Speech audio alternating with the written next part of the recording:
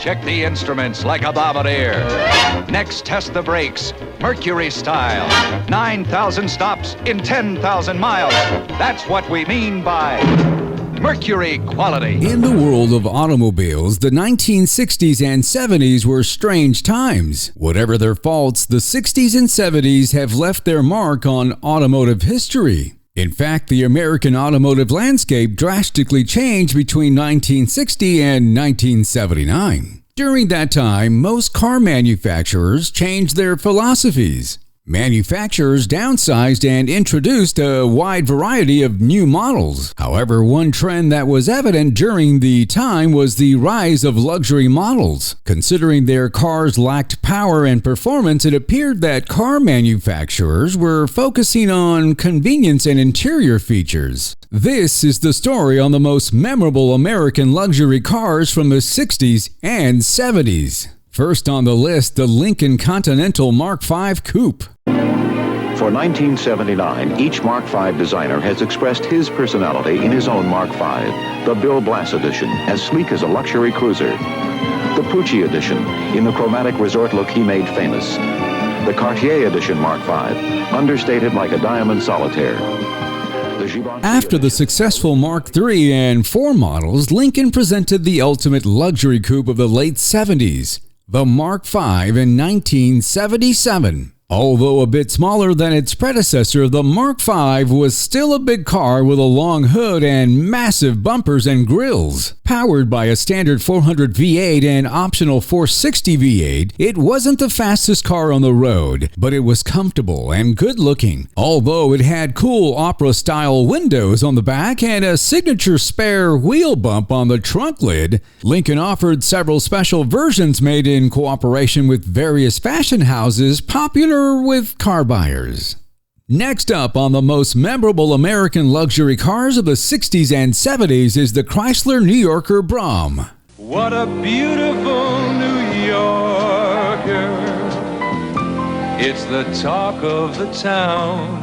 Chrysler was always famous as the competitor to Buick, Oldsmobile, Mercury, and even Cadillac. Their lineup consisted of full-size models with plush appointments, big engines, and lots of chrome. However, in 1978, they offered the last of the classic New Yorker Brahms with the big 440 V8, a comfortable interior, and a long list of optional extras. Those last big Chryslers were handsome models with elegant styling, a vinyl roof, and a big waterfall grille. Next up, the Oldsmobile Toronado. It's good to know this about old. In weather like this, it's a good feeling to have a Toronado around you.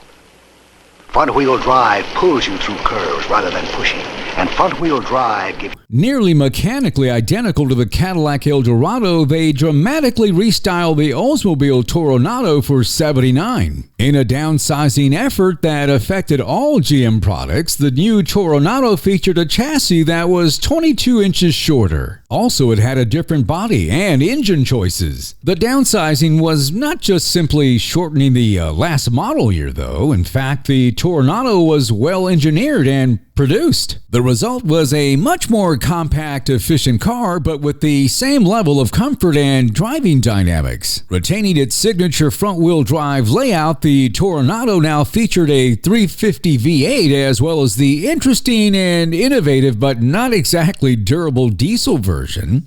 Due to its unique front and rear end as well as some other options, the Toronado kept its identity compared to the similar Eldorado. Hey, by the way, leave us your comments below. We want to know what your most memorable car was growing up. You know, did your mom drive the Galaxy 500? Did your dad own a Lincoln?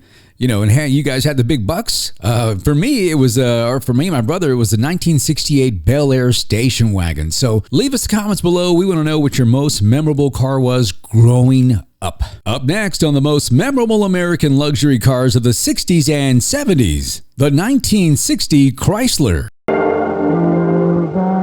To Chrysler, the most beautiful car this year. Come close to Chrysler, it's the one. Chrysler had a great year in 1957 with successful designs and powerful engines. But after that, the sales were declining mostly because of reports of poor quality and questionable styling. So for 1960, the Chrysler engineers and designers tried to offer one of the best, most elegant sedans on the market. They offered it in 3 trim levels: the Saratoga, the Windsor, and the New Yorker. The 1960 Chrysler featured a new engineering achievement called the unibody construction. Next up is the 1961 Lincoln Continental. The Continental symbol, hallmark of a new concept in fine cars. Lincoln Continental for 1961.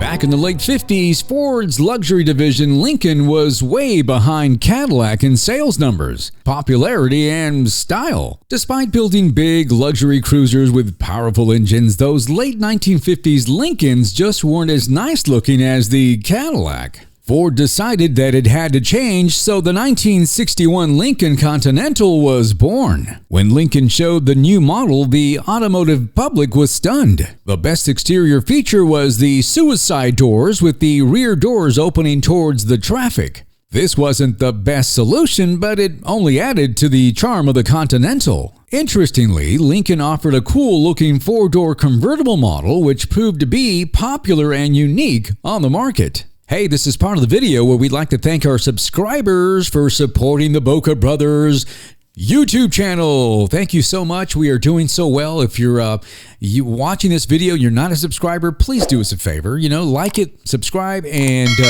hit that bell for future notifications. We don't pest, and it's absolutely free. If you are watching this video, you're doing it for a reason, because you love cars. So do we. So help us out, will you? And coming soon, my brother just dropped this on me. We are going to be giving away some good stuff here the next coming months. We're getting everything lined up. So thanks to you who subscribe to our channel, and those who haven't, please help us out. Next up is the 1963 Mercury Monterey Breezeway. Here now, in the all-new Mercury Monterey for 1963. Here is styling that does things for you. In the rain, the rear window shines. Sun warm, the styling shades the back seat. Although Mercury is now gone, for decades it was Ford's affordable luxury division. They placed Mercury between their expensive Ford products and high-class Lincolns. During the 1960s, this brand offered class and style for reasonable prices, making it a formidable opponent to Oldsmobile, Buick, and Chrysler. Learning from the Continental, Mercury decided to offer something new to customers, hoping to raise the sales numbers. So in 1963, they introduced the innovative, interesting Breezeway option as their top model. Mercury used a reverse C-pillar design for the concave profile of the car and a retractable tilted rear glass window. It was an innovative solution resulting in more space in the interior and a cool design. However, it proved to be somewhat of an impractical feature since the passengers could smell the exhaust fumes at low speeds. Despite being not so popular, the Breezeway is still one of the most coolest U.S. sedans of the 1960s. Hey, by the way, don't forget to check out our latest video release. It's on the iconic movie cars. The week before last, we had the iconic TV cars. Now it's the iconic movie cars. Check it out. Next up on the most memorable American luxury cars from the 60s and 70s is the 1968 Imperial. Chrysler's luxury division, Imperial, always offered a quality alternative to the Cadillac and Lincoln models. With powerful engines, plush interiors, and upscale styling, Imperials were a good choice if you were looking for an exclusive sedan or a 2-door coupe. After 1968, Imperial continued to be the top of Chrysler's model lineup, but it lost its exclusivity and uniqueness. Next up on the most memorable American luxury cars from the 60s and 70s is the Lincoln Continental Mark III. Continuing as the top Continental offering for 1969 is the incomparable Continental Mark III. The Lincoln division of the Ford Motor Company was enjoying considerable success during the 1960s. This was mostly thanks to the Continental sedan, which they introduced in 1961. It was a landmark model in many aspects. With healthy sales numbers, Lincoln turned to the personal luxury market with the innovative advance of the 1969 Mark III Coupe. It proved to be one of the best personal luxury cars Ford ever made. Built on a Thunderbird chassis, Ford introduced the Continental Mark III in 1968, and it had a powerful 460 V8 engine.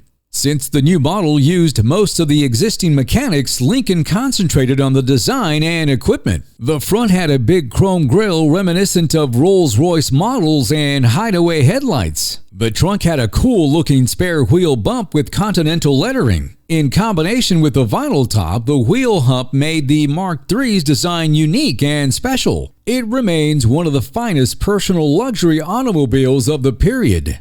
Next up, the 1967 Cadillac Eldorado. One important year was 1967 when the Eldorado received a new design, technology, and drivetrain. For years, the Eldorado served as the top-of-the-line personal luxury model from Cadillac. But by the mid-60s, almost all GM brands developed similar cars to compete with the Eldorado on the market. So Cadillac needed a new model to make a statement, but they still wanted to keep the Eldorado on top of the segment. The new 1967 model featured gorgeous new styling with hideaway headlights. Also, it had a long hood and elegant rear end. Car fans thought the new Eldorado looked so gorgeous that even when they discontinued the convertible option, sales went through the roof. The biggest change was the switch to front-wheel drive.